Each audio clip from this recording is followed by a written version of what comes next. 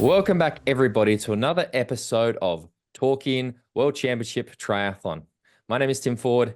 That is James Bell. This is, of course, Talking Triathlon, and we're here, Jimbo, to talk all about a certain race that is going to be happening in Nice this weekend. You are going to be there. How you going, Jimbo? These are the ones, isn't it, mate? These are the podcasts that we live for, the ones that are preceding the biggest races in the world. And Nice this weekend is certainly going to be one of the biggest races of this year. And as you say, I'm going to be on the ground down there watching it all take place and reporting back to the Patreon group yourself and our listeners the week after. So very much looking forward to this weekend, mate. How are you doing? Yeah, very, very well, thank you. I am very jealous, actually. I was there last year for the men's world champs, and I think Nice is a wonderful location for a race. And it's been interesting to see, I suppose, that last year that we sort of talked about. I think I gave the experience where Nice was a little bit different to Kona. Obviously, it was the first year there. There wasn't quite the same level of sponsor activation.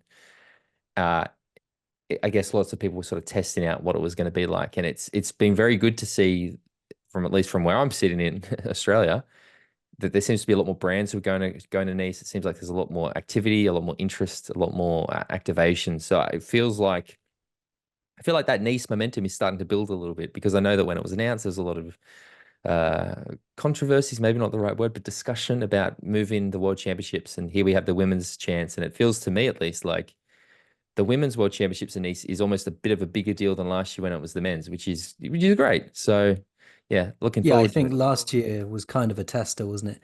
And like you say, with the brands and the activations and all the stuff around it, I think a lot of people just stepped back, stood back, watched whether it was going to be something that was going to last.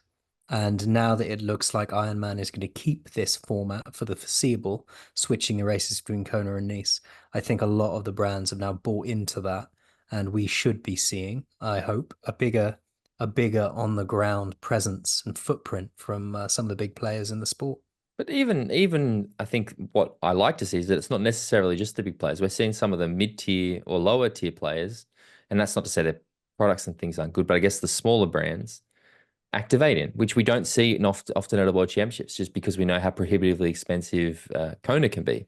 So, Yeah. and this is what we were always saying was that what we thought was a great opportunity with Nice was that it was going to allow those companies to do more around the sport, invest more in the sport, get more excited about the sport. Absolutely. Certainly some of those European companies as well that for any business that's based in Europe, getting to Kona is even more expensive than those American brands.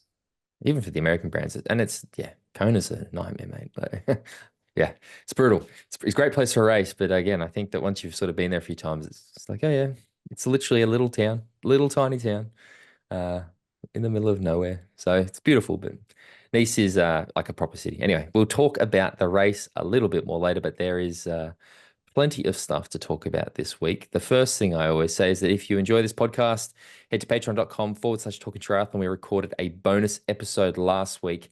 And people may or may not see if you follow Talking Triathlon on Instagram, firstly, if you don't, do it. But if you have, you'll see that I've reshared a few stories today. So today is Friday, the 20th of September. Uh, James Bale, as he has said on this show, is running the London Marathon next year for his 40th birthday and is fundraising for it. So I just had a little chat with James before we hit record, and we are going to donate all of our Patreon money for the month of October to James's fundraiser for the London Marathon. Now, James, you've sort of put a really good blurb and explanation for why and what you're fundraising for. So maybe you want to take the floor a little bit and explain a bit about the fundraising and all that stuff, if you like. Yeah, so the London Marathon happens to fall on my 40th birthday next year, so I'm looking forward to doing. When I learnt that it did fall on that day, it was come a hell or high water, I was going to do that race, and so yeah, I was diagnosed with ulcerative colitis back in 2009, and since then it's been a bit of a journey in and out of hospital, various medical interventions and various medications I've been on, and in 2019, things took a real turn and I ended up in hospital for a month. Luckily, I managed to avoid the surgical outcome, but I'm now on immunosuppressant injections every 2 weeks. Since then, I've been in remission for the last 5 years, which is good, but living with a suppressed immune system isn't fun.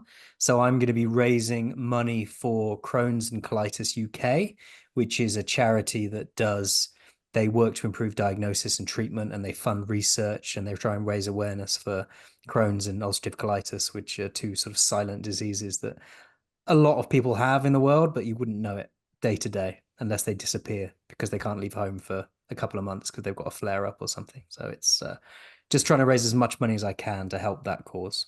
Now, I want to have a little challenge here because uh, people know that I like to make you do things you don't necessarily enjoy. And we saw the white tri-suit make an appearance at the T100 London. So, what do you think that if we can hit a certain number from if our patrons hit a certain number of your fundraiser, what can we make you wear some stupid outfit for the London Marathon? Well, no, not the London Marathon. I've agreed today actually with Tom from the PTO that I'll race the new French T100 race. So if we hit a fundraising target for the London Marathon, I will wear a tri-suit of our listeners choosing for the T100 French race, which has just been announced. You haven't heard this though, but I had because I ran a marathon on the weekend, and one of the things that I spotted on course quite a lot, and I kind of would like to see you attempt in London, was people running the marathon in budgie smugglers. So I'm thinking that maybe if we hit your fundraising target for London, we'll get you to run on. I guess your 40th. Let's not pretend it's also your 40th birthday, so we a little bit of ridiculousness is sort of needed. I could go full 80s triathlon get up with the headband, the big glasses, the budgie smugglers, and the vest. I'm thinking this. Like I'd be I want mildly this. concerned about chafing, but you know. Mate, I will get you. I will literally. I will because I'm coming. I will bring you a tub of anti-chafe cream, and so let's think numbers. But there's your incentive, guys. If you want to see James Bell race in the London Marathon in the 80s outfit, that's your little incentive. So we'll work on the specifics of that. But yeah, all of October's Patreon money will be going to James's fundraiser. So Appreciate that from the patrons. no worries. Where should we get started this week, mate? There's so much to talk about. Well, I think the aforementioned T100 France is probably a good place to start, isn't it? It certainly is. The news came out this week, kind of by surprise, to be honest. Again, it's funny because we say like it's almost like we expect a pre-announcement or something, which we shouldn't because they made an Well, announcement normally yesterday. you hear a rumbling, don't you? That's what it Because was. Yeah, it's there's no it's kind rumor. of like there was no rumor. Our ears are close enough to the ground in this sport. We talk to enough people every day. I speak to, at least three or four people who are intimately involved in the sport in some way, be it athletes, sponsors, brands, race organizers. So normally, even if you can't mention it on air, normally we hear a rumbling about something. But this one really did come out of the blue. I had no idea they were going to be announcing an additional race for the PTO calendar. But they have announced that there'll be a French race next year on the French Riviera, an as yet unconfirmed exact location. But the French Riviera is pretty much the south coast between Monaco and the east of France. So it'll be very hot because it's in May. What are we talking? They've got the Singapore in April, San Francisco in May, London in August, Ibiza in September, Vegas in October, Dubai in November. This will be the weekend of the 16th to the 18th of May. So it'll nestle in nicely. What a beautiful place to have a race. The French Riviera is outstanding, as we're about to see in Nice this weekend. Um, and racing in France is always good fun because there's plenty of good cycling to do. I'm just there's a bit of me that's hoping it's because I saw some people in the Patreon group were suggesting it might be Nice. And I'm like, please be somewhere other than Nice. Mm. Nice is wonderful. What a place to have a race, but let's not overdo it. Let's not overcook it. Make it somewhere else. I think so. Last year I was in Antibes, which is what like 10K west of Nice. And I think that is kind of a good representation of a lot of those coastal towns. There's these old towns, the sort of old castle towns and things like that. And yeah, Nice is fantastic. Nice obviously has its own old town that you wouldn't know from watching the Ironman race. But I would really like to see something kind of similar to Toulouse, where you've got that really cool, going down the tight cobble streets sort of thing. I think that there's the opportunity to do something really, really. I mean, it's one of the most just naturally beautiful settings for a race anyway. Like the Costa d'Azur is incredible. The Mediterranean. It's just a very easy place to make something look good. And I think that there's a lot that we've been quite critical of some of the locations the 2100 have chosen have not necessarily been visually very spectacular. So well done, firstly, for sort of taking, that step to move on. Miami is not on that list because they've sort of announced their 2025 season, and the Miami was removed. Fucking bravo. Yeah. I Yeah. have no Yeah. problems with that whatsoever. Miami was a fucking shit show. So I'm very happy to see Miami not on the list this year. I've never really enjoyed, like, yeah, there's been some great racing, like Daytona was great and stuff, but I've never been inspired by those venues. I think that those big empty, not stadiums, but racetracks just don't look great. It's not a great way to broadcast the sport of triathlon. And yeah, please don't be Nice, be somewhere else. But this season is like this 2025 season is looking to really start to take shape. And I like that there's some return sites. There is something new. I am a little concerned about not announcing the venue. I feel like sort of, I mean, look, they didn't announce a grand final this year. It was, well, I mean, they said there was going to be a grand final, but they wouldn't announce the venue. Ultimately, didn't happen. So there is maybe a level of caution about this. Like, just fucking announce, get your ducks in the line and then announce it, sort of thing.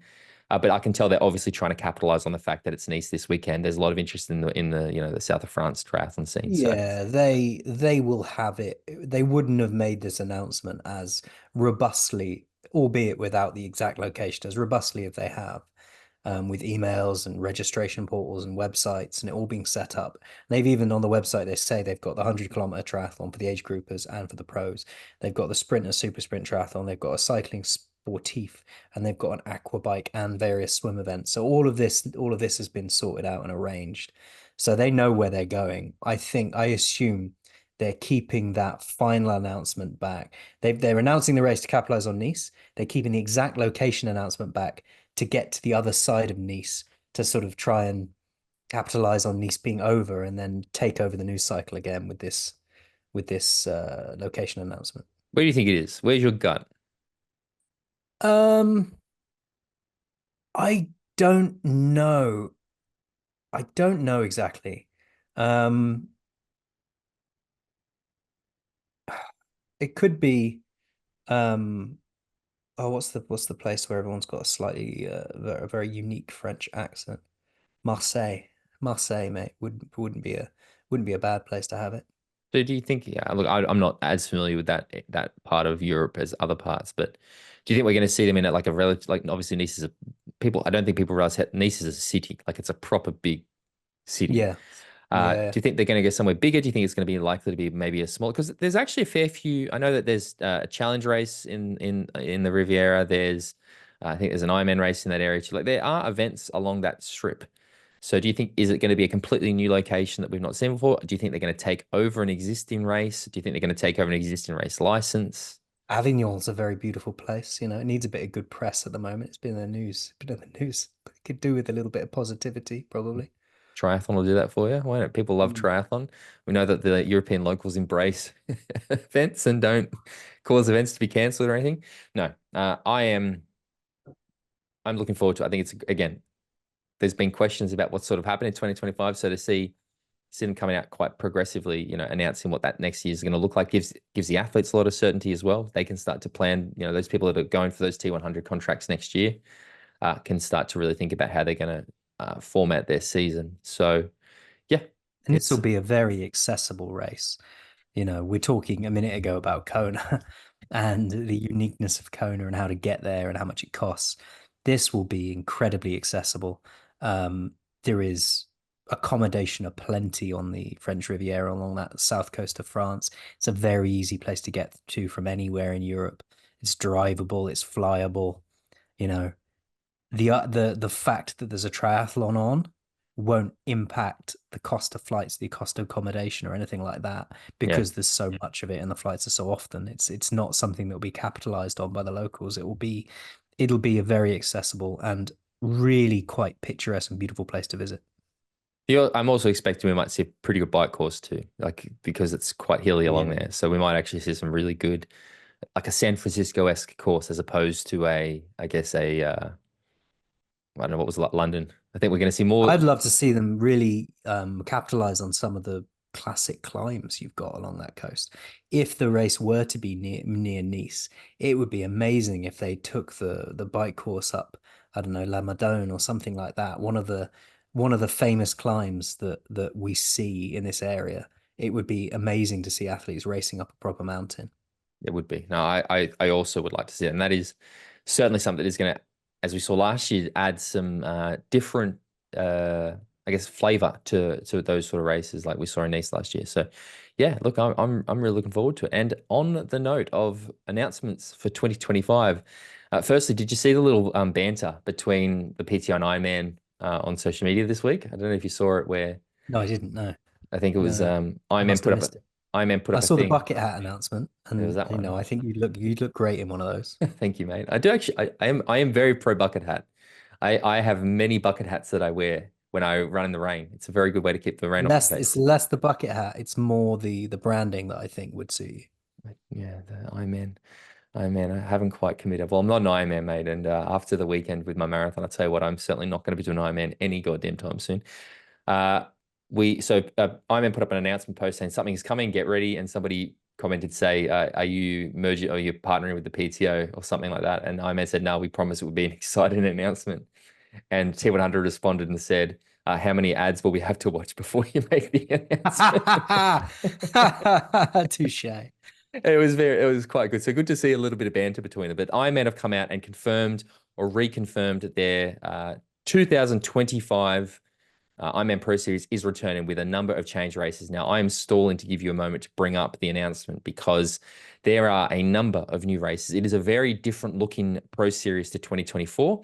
And I think from what I have seen, at least, that it looks like a very, very positive number of additions and changes to the 2025 season. So there's been a lot of discussion, right, about is it going to happen again? What are we going to see? Is this a one and done for Ironman? Are they committed to the Pro Series? Here we go. They are, and it's fantastic, mate. I'm very very happy to see this happen. So, have you had a chance to bring up the list of new Yeah, races? I'm trying to find it. The website blocked I me would out because it said suggest maybe Instagram, mate. I will that do I that wasn't now. a human. So bear with me a I can do second. The that, but you 2025 Ironman Pro Series schedule has been released. It's going to be starting on March 2023 with 70.3 Geelong, then March the 30th in Ironman South Africa, April the 5th, Athletic Brewing Ironman 70.3 Oceanside, April 26th, we've got Ironman you don't need Texas. to list them And all. no, but it goes through. There's a good length and breadth of races here, and they've got some prize money starting for with first place for both men and women at $200,000, going down to 10th place with $10,000. So it's a good spread of prize money as well. We got the addition of 70.3 Swansea in the UK on July Ge- the 13th. Geelong in Australia, South Africa. I'm in South Africa is one that I'm very happy to see on there. Yeah, Uh, absolutely. They've that obviously got the 70.3 World Championships, the men's World Championships, the women's World Championships, both included with the men's in Nice and the women's in Kona next year. What else we got here? Venice 70.3 Yeah, is on there. Frankfurt, Cairns, Eagleman, Eagleman's an Eagleman, interesting one. Hamburg. So yeah, it's a good length and breadth of races. It's going to be an interesting series, and I think we'll see a lot of athletes who are going to go and focus on that and pick their way through that series. And again, like you can see the races that are continuing. So we've still got Oceanside still on there. Texas is on there. St. George is on there. I think that French race, I don't know, I'm even going to try to pronounce it, is Hamburg is there. Cairns is back. Frankfurt is back. Lake Placid is back. ZLMC is back. World champs, world champs, world champs. So it actually kind of wraps up the regular racing August. And then it's just world championships, which is a bit different to this year because, I mean, there's no more Ironmans, but no, I was actually funny the way that this all sort of happened at the same time that we've had both race series sort of announce and commit to their 2025 series because it's this direct contrast. And I put up a story or a poll on Instagram yesterday asking people like with the announcements, which are people more excited for? And I'd love to get your opinion. Like we've had the PTO's T100 Series 2025 announcement come out. We've had the Ironman Pro Series 2025 announcement come out, and we've had nearly 10 months of both seasons happen in 2024. So what are your thoughts about next year? Like, how are you looking? Is there one you're looking more forward to? Are you looking forward to both?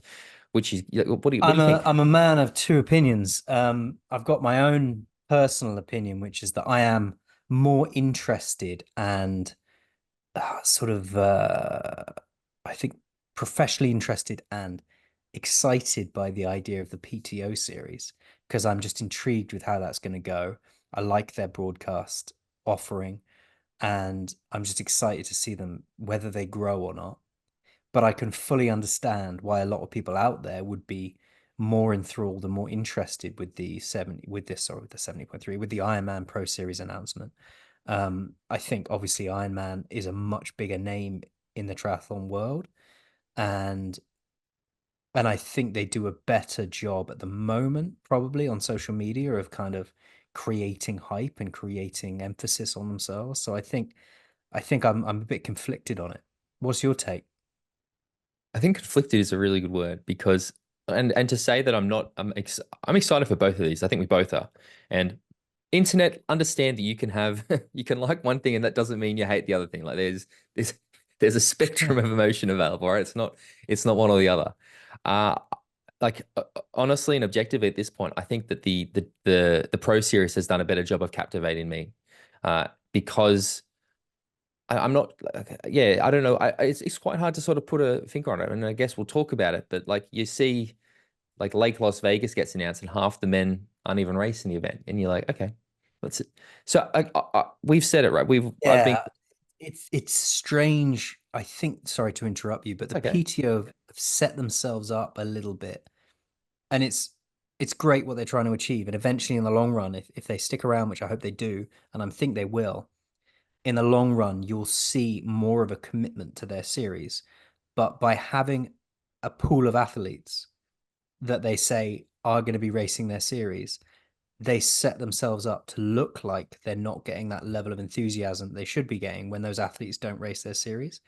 With Ironman's Pro Series, it's kind of like these are all your races, race the ones you want, collect your points, and we'll see how they tally up at the end of the year. And if you win, if you've done enough and you've got enough points, then you win the series and here's 200 grand. And it looks like they don't get that. Oh, fuck, where's half your field? Well, this is what I was gonna say is like we were always saying you sort of need that. I'm almost sick of saying season long narrative, right? But I would almost be at the point to happily say I don't think you do.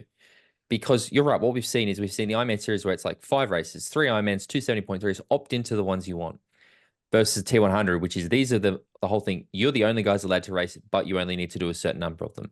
And which is open the window to let the athletes go in and out and sort of focus more on the competitor, the Ironman Pro Series. And because what we've seen with the Ironman Pro Series is every single start list is pretty fucking good, mate. Like, you know what? Yeah. And we're not seeing a world championship level field at every race. Some races it's been like Oceanside, brilliant. Like Texas, like we've seen some really, really deep fields, but you're seeing the different names, like because long course triathlon in particular is much more than 20 names. And it's given them all the opportunity. You're seeing these different dynamics because you might have like, yeah, we had Christian Blumenfeld coming to Frankfurt. We had not seen Christian race in Ironman.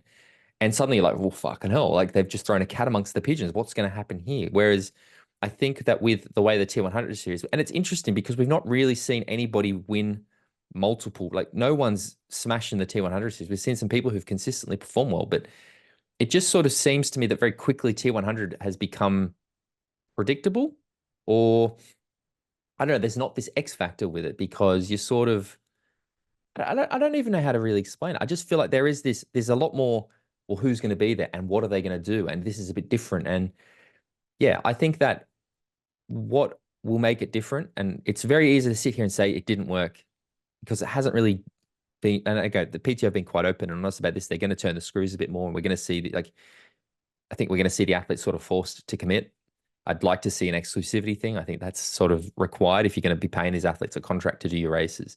That's when I think things will be interesting when you know that you're going to get out. And none of this, like 4 of the 6, fucking do them all. We're paying you a lot of money. You're at Yeah. every race. I mean, we're seeing more of that on the women's side. You're looking at the next race in the T100, and all of the contracted women are racing.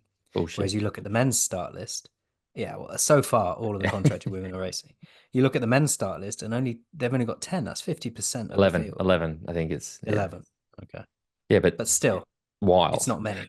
It's Yeah. fucking wild. And again, I'm sorry to say it, that Ibiza race next week, there's going to be a number of people withdrawing. Like whoever wins Kona, sorry, whoever wins Nice this weekend, they ain't racing. And if they've got a 200, in fact, I would say if they podium, the top three, if they're T100 athletes, probably aren't showing up to Ibiza to race. And if they are, they aren't finishing or they're not going to feature. And that's, I guess, and that's what it is with Vegas, right? So for Kona. So everyone on that is focused on Kona. Look, we're not saying something that they don't know. The PTO is very aware of this, and I know that it's like they want to get the names. They're trying to build the momentum, and I'm sure it'll happen. And I'm looking forward to it. But yeah, I just think that looking at it this year, and that's all we have to base it on, right? This isn't prejudice. This is simply looking at what's happened. I feel like I'm more interested in the Pro Series year two than I am at the moment. We also don't know who we don't know who's going to get the contracts for next year. I hope there's an overhaul. I really think that they need to. I almost think that it shouldn't automatically be based on rankings and maybe a lot more discretion to give them to actually pick the athletes they want rather than just, oh, you got the ranking, you're in. But no, for me at least, it's at the moment it's the Pro Series, and it's very interesting to see the people who vote. Like a lot of pro athletes have jumped on that poll, and not necessarily the ones you'd What's it at the expect. moment? Have you got access to it? I can pull it up right now. I believe Because last time I I checked, voted twice. did you? Well, I've got two Instagram accounts, so I think I voted twice too, actually. Let's have a look. So it is currently sitting at 61% have picked the T100 series and 39% have picked the Ironman Pro series. But we've had a lot of votes. Like we're talking, hundreds of votes actually, which is surprising. Yeah, it's not like there's some Ironman athletes that have picked the T100 series, and then there's some short course athletes that have picked the Pro series. So yeah, it's fascinating to see. Uh, but yeah, for me as an Australian, I'm very happy to see Geelong sort of be the season opener. I think that Ironman South Africa is a very good race to be in the Pro Series. One race that I yeah. wish was on the Pro Series, like there's one race missing at the moment for me that I think it deserves to be on the Pro Series and actually probably should be the season opener is Ironman New Zealand. I think Ironman New Zealand should be a Pro Series race. That is the second oldest Yeah, that would be Ironman cool. in the world. It's early enough in the year that I think that is one that should be part of the Pro Series. I'd really like to see it be part of the Pro Series. But South Africa, again, it's a strangely iconic event when the swim happens. So yeah, there's some really good things. Swansea, I think, is a great call, although there's been some feedback in the group about maybe not the safest course for a Pro Series race. Yeah. Where's 70.3 world champs are in Marbella next year? Is that correct? In Spain? Yeah, I think so.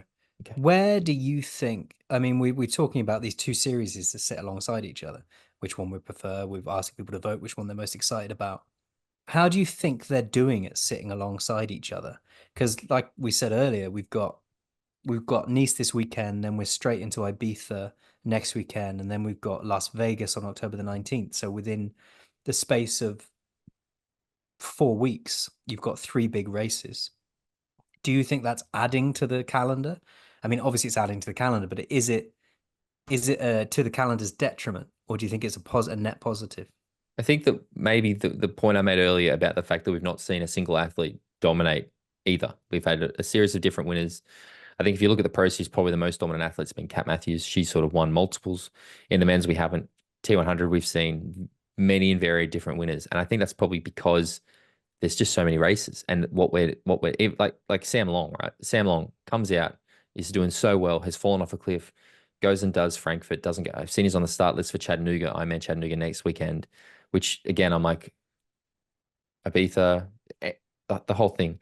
Um, I think what it actually does is it detracts from those excellent performances. And again, you say that, but then at the same time, it means you're starting to see these names pop up, like Kieran Linders, who came second in Frankfurt to Christian, a name that I'd not really been familiar with, but we saw him have this breakthrough performance. And I'm not saying that he did that because other athletes couldn't perform, but obviously he who should not be named in Texas, if that was a clean performance, there's been these, and I'm not suggesting that any of the athletes that have had good performances, that's not what I'm more saying that we're seeing different names pop up and have the opportunity to shine. Maybe because it's like there's a level of fatigue, or we're not really seeing those excellent performances, and that's why I'm expecting we're not going to see the athletes in Ibiza, and that's why they're not going to be in Las Vegas. Because if you're focusing on a World Championship race, that does take something special. That's not a race you can just go through the motions and sort of back it off at the back end to recover for the race next weekend. Like there's no women race in Nice this weekend who are going to be thinking, well, I've got Ibiza next No, weekend. yeah, there's nobody is prioritizing Ibiza over their performance. At the moment, there are six of the favorites: Lucy Charles-Barclay, Anne Howard, Laura Philipp, Kat Matthews, Chelsea Starrer, India Lee, all scheduled to take each other on Marjolaine three Pierre, times over the space of 4 weeks. Marjolaine Pierre as well. So Yeah. yeah, And so, yeah, like you say, none of those athletes are going into Nice this weekend thinking, I'll glass crank I'm the using ride a Nice little to bit to prepare. save my legs. Yeah, I'm save using my Nice legs to for two I'm weeks. using Nice to prepare for Ibiza and Las Vegas in a few weeks. Yeah, I don't think we're seeing that. But again, similarly, we've got some short course athletes, Taylor Spivey and Flora Duffy, who are coming to Ibiza as their first T100 series race. Taylor Nibbs back there as well. So maybe it gives them the opportunity to shine a bit more. Like, I don't know.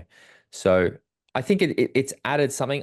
I'm not sure if it's a positive at this point. And I haven't sat down and lined up the two schedules for next year. I'd be interested to see how they actually really fit together because I'm sure there's going to be, because triathlon beat triathlon in, there's going to be some clashes. And yeah, but Yeah, totally. There always is. And that'll be part of what we do when the season starts to die down towards the end of the year, when we start getting towards Christmas, we'll start looking at the year it's, ahead and comparing those schedules.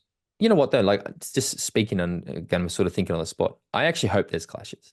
I hope that the T100 series falls on the exact same weekend as an Ironman Pro Series race every single time, because I don't want to see the athletes trying to do both. I want to see the T100 athletes do the T100 race, and I don't want to have I don't want to see them have the option, basically. So I hope there's clashes. Very often I'm like, no, but like seeing what Ironman UK did, put in the same weekend as Outlaw, fuck off. But yeah, T100 literally put your races on the exact same weekend as an Ironman Pro Series race. I want races on. I want one race on the Kona weekend. I want one race on the Nice weekend next year. Enough playing nice. Let's fucking go. Like let's come on PTO. Let's all Ironman, one of you. Like let's actually let's stop trying to be a little bit friendly. Let's smell some blood in the water. So Agreed. we'll see. Agreed. Mate, is it time to talk about a race that is happening in Nice this weekend? What do you think? Yeah, well, we have got the pinnacle of the women's professional long course season taking place on Sunday, September the 22nd in Nice, as we see some of the collection of greatest long course female athletes go head to head in one of the most beautiful locations in Europe. It's going to be spectacular. Yes. Cheers for your input. The So the race starts at 7:15 local time on Sunday, December 22nd, and there is plenty of scope to watch this race. It's going to be incredible racing from the start, I think. We're going to see a relatively fast swim because I'm expecting conditions to be fairly clear and the sea is going to be fairly flat. So I think we'll see a fast swim and then we'll see the women take on that quite astounding bike course as they get out of Nice and up into the hills behind, and then down for a flat, hot, fast run along the coast. Yeah, it's a very, very it's a course that has it all, right? Like that's what is so great with this, is that you've got this challenging bike courses, not just from the hills, but from the technicality of it. You've got the flatter upper sections where there's the opportunity to do some really good TT in that really, really technical descent that we've heard so much about. And then you've got the most boring run course triathlon, but it's funny to say it's boring, but it's also quite spectacular. Yeah, Um, I mean it's picturesque and the vista is incredible. But I quite like it in the sense that because they've got such a fatiguing bike course, technical, descending, interesting, they come down and then whatever's left, they get an opportunity to just lay it all out on that flat, hot, fast run course. I think my biggest struggle just last year is you've got the pros amongst the age groupers so much. Like really, it's by the fourth lap of that run, it's absolute pandemonium. So Yeah.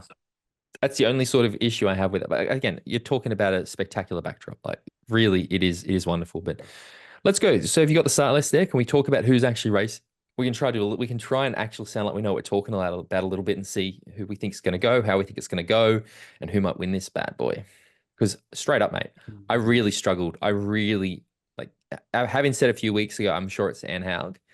Actually sitting down and looking at the picks was really hard for me. Like I made my picks, I changed my picks. I'm thinking about changing my picks again.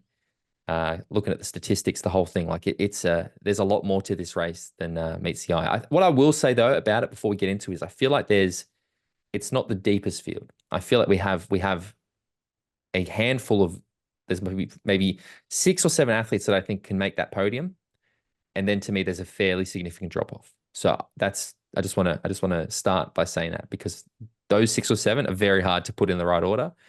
But there's a fairly significant gap for me from those ones down to the rest of the field. So Yeah, it's going to be an interesting race. We've got Lucy Charles-Barclay, Anne Haug, Laura Phillip, Chelsea Sodaro, Kat Matthews, Jackie Herring, Daniela Lewis, sorry, Fenella Langridge. Who else we're talking about here? Marja Stays Nielsen, Marjolaine Pierre keeps. Marjolaine Pierre. I'm I'm going to keep just saying her name because scrolling at she's the moment. she's one that I'm really looking forward to seeing perform again. India Local, Lee is on the start list. correct? Nikki Bartlett's there. Susie Cheetham. Nope, Susie Uh, pulled out. I saw an announcement this morning that oh, Susie will really? not. Yeah, Susie's not going to be there. Oh, She's not that's a racing. shame. Yeah, it is actually. But yeah, I mean, we've got the big three, the top three finishers from last year: Lucy Charles Barkley, Anne Haug, and Laura Phillip, all lining up. 2022 champion Chelsea Sodaro, Kat Matthews, India Lee. All of them will be going out there with the idea that they can win this race, and each of them having their own strategy to try and do so. It's going to be, I think, it's going to be quite an enthralling race, this one, mate, because I think it'll be a race till the end. Look, how I see this, because just looking at this start list, I've got it up now as well. Like Lauren Brandon is there. We've got India Lee is there. You've got Lucy Charles. You've got Lottie Wilms. Who else are there? Some of the really good swimmers. You've got Fenella Langridge. Like we're talking about some serious swim power at that front pack. So I have a feeling that we're going to see a pretty substantial front group get away on the swim. Like Lucy Charles, like I said, all those names I just said, I expect we'll see a group of maybe 2 little groups commit. I think Lucy is going to attack that swim. I think she sort of has to, especially as I've said a lot of times, knowing that she maybe lacks the same technicality on the bike that some of the other athletes do, but doesn't lack the ability to push down, super big watts. And I think that's probably what we're going to see. I think we're going to see that group commit to get away. And then you're going to have that chase group. Now, Anne Haug could be in that swim group. It's either there or thereabouts, but you're going to have that group with like Kat Matthews, maybe Chelsea Sodaro, that second group who are going to have to ride up. And I am just have no idea how that bike is going to go. The bike to me is that thing where I just don't know what's going to happen because it's not, No. I've not really seen Lucy I've never really seen Lucy on a very challenging bike course. Like she's like St. George, obviously, she won a 70.3 world title and things like that. Like that's a rough course, but it ain't this nice course. And similarly, I feel like, yeah, it's like to me on paper, you'd probably go Anne Haug. Like this is a course that really, really suits Anne Haug. But Anne Haug is going to have a lot of company, and it didn't go that way last year either, right? Like the way Sam Laidlow sort of rode it that was a big power ride. And even Magnus, the biggest FTP in the sport, whatever, wasn't able to bridge up to Sam Laidlow. So I feel like things could be a little bit interesting. But the bike is where I think this race is going to be made. And it's going to come down to how big are the gaps and who can make up those gaps, I think, when they That's come back exactly it. to And Nice. and I mean, Anna Haug is no slouch on the bike, At all. but we see races where she's there and thereabouts, and she's in a group, or she's managing to be in contention, and when she gets off the bike, and then she's got that stinging run, where she can go and win the thing.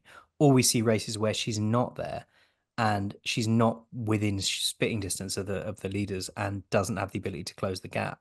And I think that's what'll make the difference. I think this is a very fatiguing bike course on the legs. And those people that are able to, like you said with Sam Laidlow, it was a powerful bike ride, and he carried that power through to the run. It's going to be those athletes that are able to deal with a muscular bike course like this, come off the bike in contention, and still have enough strength aerobic endurance left to deal with that run in a way that will lead them to victory. Now, I saw this statistic this week, and I think this is probably one of the things that is like upset me or confused me the most about trying. Because to me, on paper, I thought, fucking hell, Anne Haag's going to do a Patrick Langer. We saw how good she was in Roth. You know, she went and raced a 70.3 in Nice. She's small. She's a good all-round athlete. She's a defending, like she's a previous Ironman World Champion. And Ironman put out a thing of the fastest run splits this year. The fastest run performances this year now. It's not going to shock you to hear that Anne Haug is on top. We know that she's had some blistering runs. And again, I think that Anne's only real Ironman was Lanzarote, which is not the easiest course. So that's worth, you can't compare, marathon to marathon. But listen, so Anne Haug's fastest marathon this year, 2:49.08, followed by Lucy Charles-Barclay, 2:49.54. Lucy did do Ironman France, actually, having said that, right? She did. Yeah, yeah. She went and won it. She won it. And I'm guessing, Crucified everybody. well, that's where she ran the 2:49. So, okay. So this is where my concern starts to come in a little bit. Chelsea Sodaro, 2:49. Katrin Gressbol Christiansen, 2:50. Sorry, I'm not sure who that is. Danielle Lewis, 2:52. Jackie Herring, 2:52. Barbara Besbat, 2:52. Kat Matthews, 2:54. So, like, to me, my head, I've always been thinking, well, we've seen Kat Matthews do such a good job this year of riding up and then running through the remainder of the field to either win it or podium. Like, that's what she's done at T100. That's what she's done at 70.3s. That's what she's done at Ironman races. But I've always put a Kat as like, Kat's one of the top, and I'm not saying she's not. Based on those performances, she's got 5 minutes for these guys. Like, oh yeah, nearly 5 minutes. Yeah. And that's what you don't think about with Lucy Charles Barclay specifically, isn't it? You don't think the forefront of my mind isn't that she's got a stinging run at the end of an Ironman. I think of her as a really fast swimmer, incredible biker, and then, she is hanging on for the victory with the run, doing incredible run times, but nothing compared to some of the fastest runners in the sport. Where you look at a stat like that, and she is one of the fastest runners in the sport. She has become an extremely well-rounded athlete and has been, she spent a lot of time in Nice this year around training camps, preparing specifically for this race, going and racing Ironman. Going and racing Ironman France and absolutely rinsing it. The only concern I'd have about Lucy would be the DNF in London with that Achilles injury and where that Achilles injury is, if there's any lingering effects of that. And, an Achilles is a irritating part of the body to injure because you can think it's better and you're over it, and then mid-race something can just twinge, and if you feel that twinge, you've got to be really careful with that part of the body, especially with the climbing on the bike, because you're going to engage a lot more calf if you're out of the saddle, which is going to trigger the Achilles. It's good for the run at least because it's flat, so there shouldn't be. I think the most elevation you get on the run course is when you go up the finish thing. That's like actually the most elevation on the entire run course. So that's something. But like, yeah, you're right. Like, and that's, to be honest, is where my struggle came from, because I had Anne Haug. I'm like, it's Anne Haug's going to win this thing. And then I saw that statistic. I went, oh shit, actually. So I've changed my pick to, not to jump ahead, but like to Lucy now. The one that I'm fascinated to talk to you with about, and again, no insight, and I'm not wishing anything upon her, I don't have any idea, is Kat Matthews.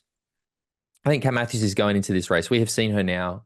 She that second place in 2021, 2022 St. George race was fantastic. She's had 2 seconds at 70.3 worlds, I believe, or 2 podiums at 70.3 worlds. DNF in Kona last year. DNF in Kona last year. The year before, she had to miss it because of obviously the horrible crash that she had in Texas. But this year, she's been, to me, probably the most consistent performer. She's done very well at T100s. She's done very well at the Ironman Pro Series. Seems to be doing it all, and it seems to be going to plan. When she came out and said she was going to do it all, we're like, well, you sure? Like, is this a really good thing? She's proven us wrong so far.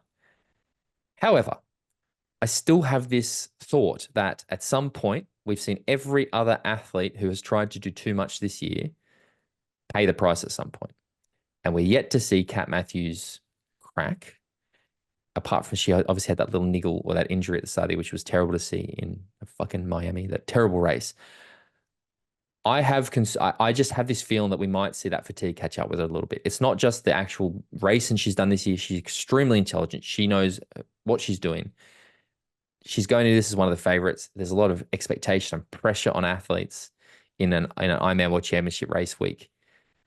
I am I think the reason that I'm not picking Kat Matthews for a podium, and I'm happy, I would love to be proved wrong here. This isn't me.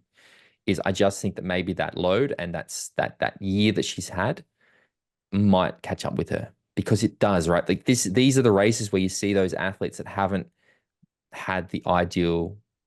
And I'm not saying she hasn't, but like this is where little cracks become huge, huge cracks in a race like this. Yeah, I mean, you got to remember though. I mean, she's her professional background. She's a physio. She's a sports physio. So and she's not someone who is going to ignore her best advice, I would say. You know how some people are able to disconnect themselves from don't listen to what I say. Don't do what I do, listen to what I say type thing. And I don't feel like she's an athlete like that. So it may be the case that it doesn't catch up with her at this race and she has a blinder. Very well I could. I tend to be with you on that. I haven't picked her for my podium.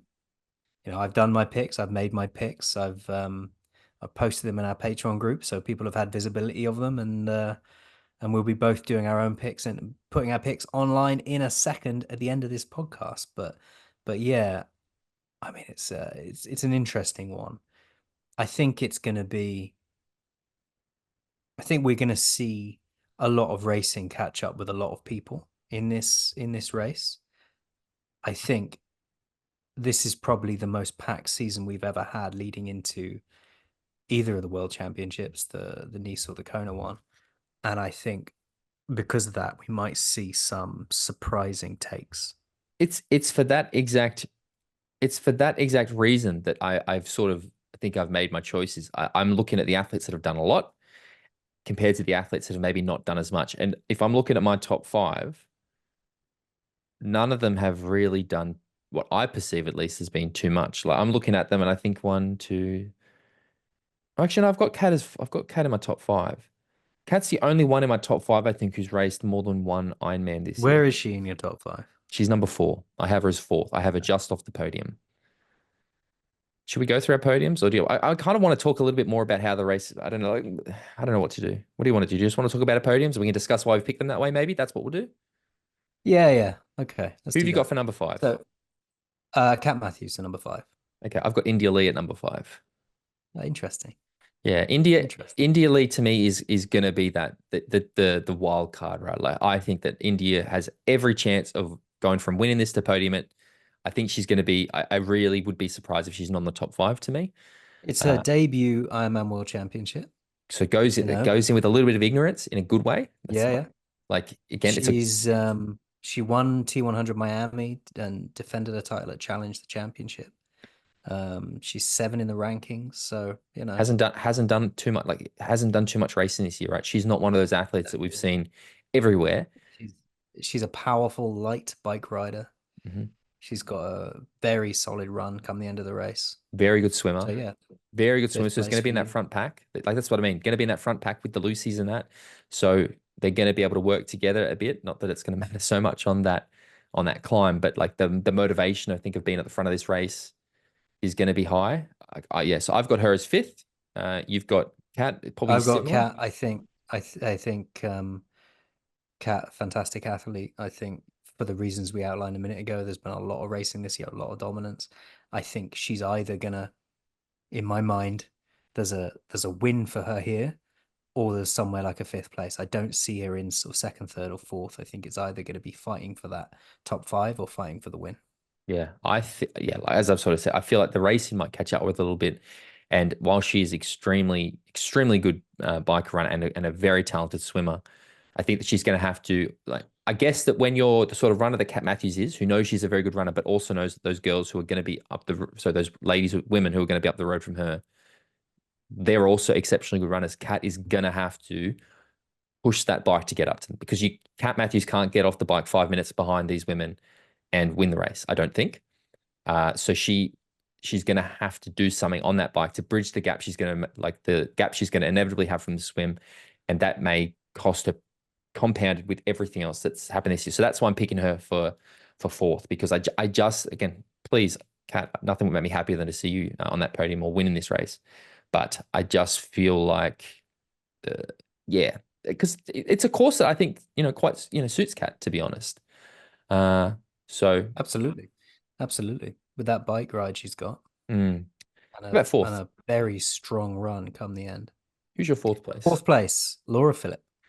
Interesting. She's going to appear on my list later. So talk to me about Laura Philipp. Yeah, I mean, fantastic athlete. Um, on her day could win this thing, Could agree. but I just think the three athletes I've picked above her are in better form from what I've seen this season, and for that reason, they are picked above her.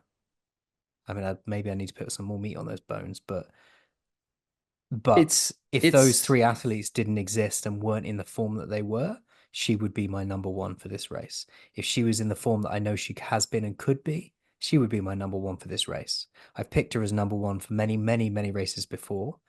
But for this one, I think fourth place is where she'll end up. I'm very guilty because I've got Laura Phillips as number three on my list. She's my third place. And I think what I've realized is that I'm guilty of what I've said people do often is I'm very much basing Laura Phillip on past performance rather than recent form. Because to be honest, I have no idea what Laura Phillips done this year. Like I know she's been Yeah. in some race, but I could not tell you one result Laura Phillips had this year. Like literally, and I'm sure she's had some great results. I couldn't tell you because we know she was MIA from a lot of the early T100 races. She went and did some challenge races. She's following a heart with this stuff. I have no idea. So I think to me, like now that I'm sort of here and I'm saying, I think I'm quite guilty of going. Well, she's had those past performances where she's been really excellent is why I've probably put her for third. I'm actually maybe like questioning that choice a little bit now. But I think Laura Philipp is an athlete where you're relatively safe to put her in a podium position because she is very capable of as you said winning this thing. Very very talented athlete. So I think yeah, that's why I've got her in third place. Yeah, exactly that. I mean, I feel that as well. I just don't think that she's shown this season that this win is in her future. That's why she's in fourth place and not on my final podium.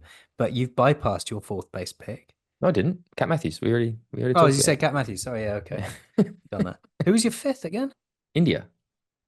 Oh yeah, there you go. Who I'm guessing We've is been around India's this your one. third place, I'm guessing. No, no, no, no. So we've both Wow. done fourth and fifth, haven't we? Yeah. My third place is Anne Haug. Interesting. Interesting choice.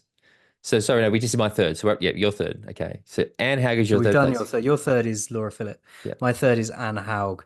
Um, I just think that she's one of the greatest long course athletes of all time. Her run is incredible. Her abilities on the bike are underrated by people. I think she's a much better bike rider than people think I she think a is. swim bike is underrated, mate. ITU Yeah, athlete. yeah, agreed, Yeah. agreed. I just think that she's more than capable of winning this race, and I'd love her to prove me wrong because watching her succeed makes me happy. Okay. Just quickly, I just I just want to throw this in there because one of the great things that the Daily Tries Fantasy League does, it gives you statistics or it gives you a ranking of an athlete's swim bike run and overall. What do you think her bike rank is overall in this field? three. Correct. She's the third ranked bike rider. So that's what I mean. Like you know it, you see it, but I think a lot of people don't think that. Like when No, you no, think, yeah, like you said, underrated, underestimate. But yeah, I just think that with the season she's had some amazing results. She's Roth, for example, watching her set run course records. I just think that it might be that this race might be that one that bridge too far. Third place though. I think again, it's funny the way this is happening because Anne Haug is my second place pick. I've picked Anne Haug for Yeah, second, I'm and chasing you down the yeah, finish line here. and I struggled with this pick. Like this really was a struggle for me because on paper, I would I would think this is Anne Haug's race. Like she's going to be just behind on the swimish roughly. She's very small, very good Yeah. bike rider. Light, agile bike rider, powerful. Like you say, third ranked in this How much did in she this win? field. How much did she win Ironman Lands already by 40 something minutes? And that's a very tough technical course. Like, I would not be surprised. For me, honestly, 1 and 2 at the moment is a flip of a coin for me. Like, really, I am so unsure about this win. Um, I've gone with Anne because I just think that I expect her to probably come off with a bit of a gap, and very similar to what we saw last year in Kona, where she's going to have to run down Lucy, and I just think she might run out of road, or she's going to do what she did in Roth and fucking Yeah, what did yeah, she? yeah, Yeah, we need because again, don't forget she absolutely fucking she nearly went sub 8. Okay, no, she's minutes off, but like we took 10 minutes off the yeah. the world And record. what people need to realize listening to this, these aren't us saying this is set in stone, this is what's going to happen. Like this is my best guess as what I predict is going to happen. But if Anne Haug was to absolutely romp home, I'm not going to be like, well, that shouldn't. I mean, that's just like, well, of course, it's Yeah, Anne Haug. She's amazing. If she brings the form that she's had this year into this race, then she's nailed on for that win. But yeah, third place for me, second place for you. So now it's my second place pick, is it? and yours is Lucy Charles. Lucy Charles Barkley, I know yeah. who you picked for the win. Big, big call, mate. But I Oh, love big it. swings. Let's talk Big about swings. Lucy. Yeah, Lucy Charles Barkley. Watching her win race Ironman France, amazing. She's got yes, the field wasn't nowhere near as strong as this field when she raced that race, but she won it by leagues. And she's done a lot of training down here. She is a fantastic athlete. She's proven herself in Kona last year by winning that Ironman World Championship. She's a strong ass swimmer. She's a hell of a biker. And as we said earlier, she's one of the fastest runners in the sport now. So yeah, I see her. I even as I'm saying this, I feel like this race and this course is designed for an athlete like her to win. Yeah. And under normal circumstances, I would have picked her for the win, but I have specific reasons not to, and we'll get to those in a minute. Well, my winner is Lucy Charles. I've gone with Lucy That Charles doesn't Barclay for surprise the me. win. And again, mate, I really, really, really cannot emphasize how much I struggle with this choice. And for me, there's a number of reasons because I was quite vocal at the start of the year saying that this is a race that suits her. I think it's quite a good call that she's choosing to opt out of it and focus on the T100 series.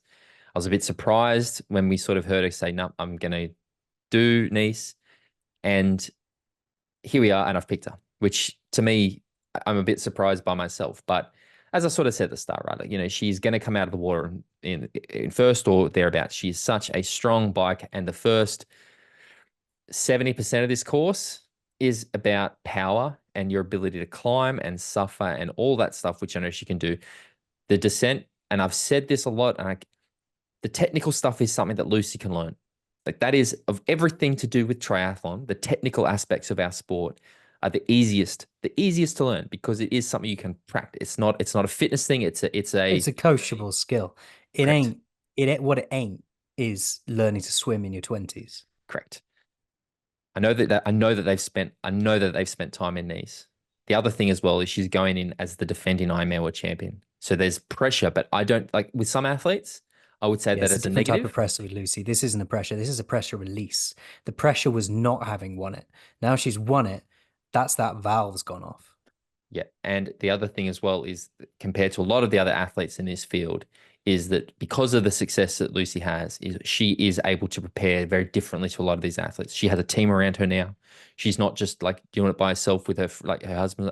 Like she has coaches, she has the whole support thing around her. Like she has gone that yarn for dinner level to me, where she is the professional athlete now. And I expect to see no stone left unturned. You're right. There's always that little risk of an injury. I've not heard anything about any injuries like that. We could find out later. It seems like even last year's Kona, she had an injury. But for me, I think that this is the this is the this is that 1-2 punch. We've seen her come second 1,000 times. I think we might be actually on the precipice of seeing a series of victories for Lucy Charles. And I think that winning Kona and then following it up with Nice is going to be like that's quite a statement. And that's why I've picked Lucy for the win. That is until India I fucking was going to Lee say, I knew you were going to say this. absolutely steams it because for all the reasons we said earlier when you said you picked her for your fifth place.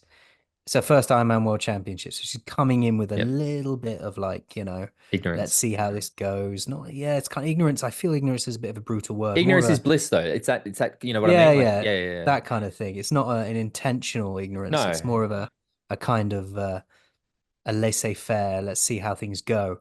She's shown this year that she can beat the best. And also, from a personal perspective, I have had a feeling about India Lee a couple of times this year. When I last year I picked her for a few races and I ended up sort of going, oh, maybe I'm off the mark here. And then there was that T100 race that she won, where I had a feeling I should pick her and I didn't. And I kicked myself for that. And I have a feeling on this race that I should pick her. And if I didn't and she won, I How would good kick would it myself be? again. How good would it be if India Lee Oh, won this race? Like, it would make me oh mate, so fucking happy. you'll be bawling your eyes So out. yeah, You, yeah, you, yeah. So just come on, India. I know you've got this in you. Let's have it. Let's have it. Let's have it. Let's fucking have it. So there we go. We have our fun. Now, just before we wrap things up, are there any athletes? Because there's some names we haven't even talked about this week. I just want to have a little chat around them, why maybe we haven't picked them, and then we can wrap things up. But the obvious one that neither of us have said her name once this entire episode is Chelsea Sodaro. Absolutely. Yeah. What do I you mean, think? I just haven't seen the results from her to warrant being in my top five for this race. She is a proven performer. She's a class act. And, with the results we've seen from her in the past, like you never know. This race could be the one. But I just haven't seen this year. I haven't seen the results from her to warrant sensibly picking her in my top five. I think that the amount of change and things we've seen for the last 6 months, even like we've seen a series of ups and down performances, changing bike sponsors, changing coaches. I can't in good conscience pick her. I feel like, and again, I'm not trying to be disrespectful or unkind to either of them, but I see Chelsea being a bit like Pete Jacobs, where, literally wins the biggest race in the world and we don't really see much from them after. Again, I would love to be proved wrong, but yeah, I feel like Chelsea isn't probably going to feature. Maybe a top 10, or probably a DNF. Maybe. I'm not sure. I don't know. Look, again, I'm just sort of guesstimating. I'm not trying to be unkind, but yeah, I didn't pick for the exact reason. She's been too inconsistent. There's been too much change. The changing coach might be a good thing. We see athletes get a boost when they change coaches. So maybe. Yeah, I don't know. I'm not confident about her. Any other athletes? Fenella Langridge, another one that I think she's definitely going to impact the race. I don't expect to Oh, see her totally. She'll win. be there. She'll be there in that swim group, won't she? Because she's a fantastic swimmer. We'll see her in the animating things on the bike. She'll be part of those groups at the front. I don't quite see her holding on the run to be in that top five for me. Top 10 though. I think she could get a top 10. Absolutely, and I'd love to see her prove me wrong.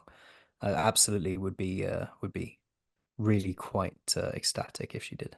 Two other athletes that I think are worth keeping an eye on. I said it a few weeks ago. Marjolaine Pierre, I've gone on about a lot this week. I just think that she is such a good runner and she's a local.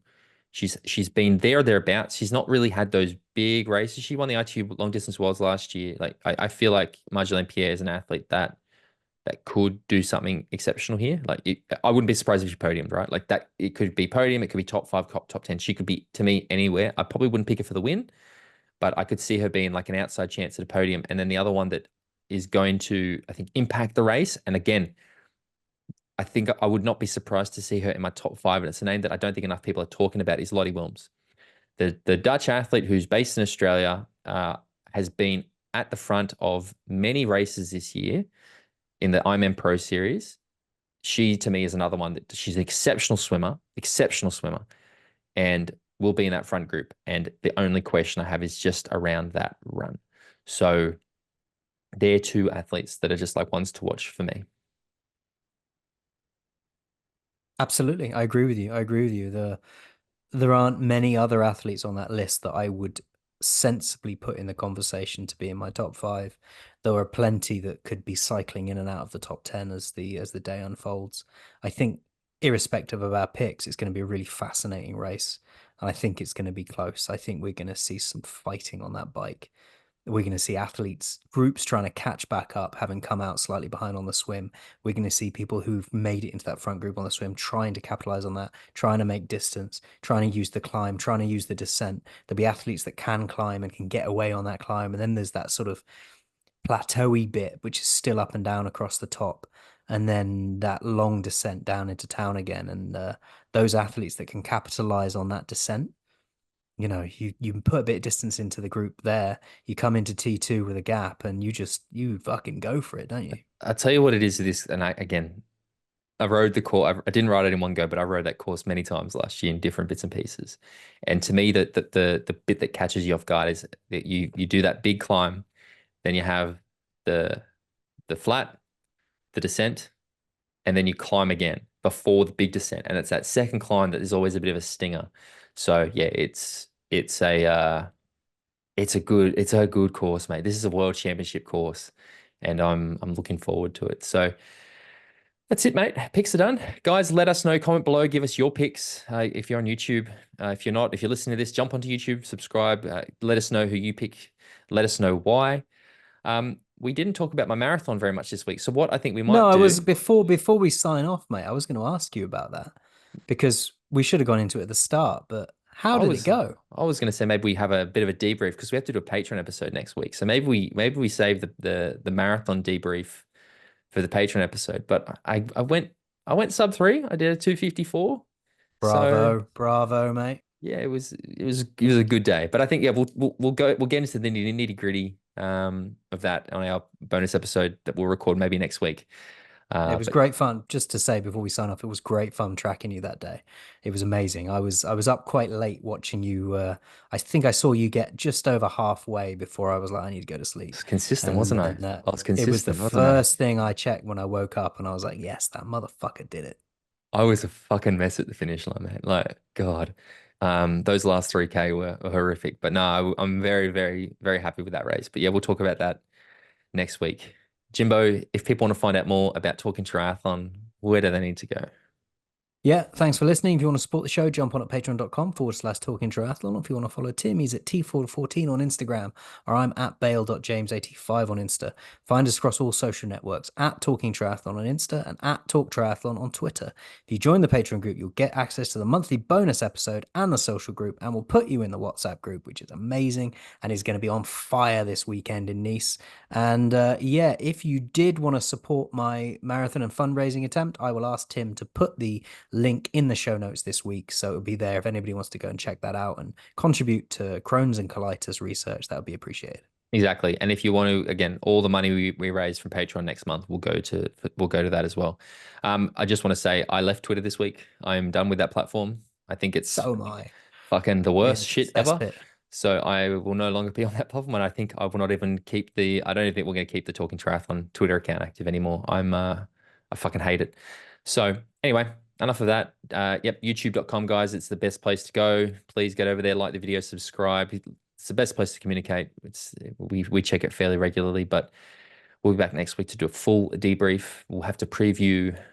God, what is it? Ibiza, all sorts of stuff. But yeah, we'll be talking, see how my picks were, and the WhatsApp group is going to be on fire this weekend. Until then, James Bale, I'll talk to you later. Cheerio.